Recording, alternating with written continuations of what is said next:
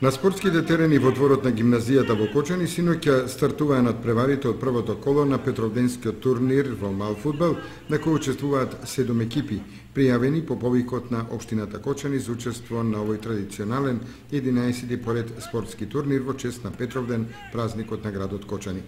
Во првото коло се сретна екипите на Веником Мобиле и Истра, надпревар кој заврши со резултат 0:3.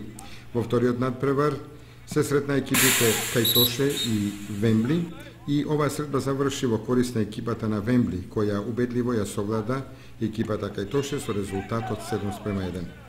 Третиот надпревар се одржа помеѓу екипите на Кајтоше јуниор и Масив Дизајн, надпревар кој заврши со резултатот 2:5 во корист на екипата на Масив Дизајн. Во ова прво коло слободна беше екипата на Македонија од Горни Подлог.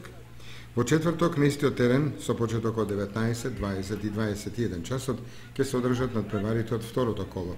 Се среќаваат Кајтоше јуниор и Македонија Горни Подлог, Истра Вембли и Кајтоше и Веником Мобиле, слободна екипата на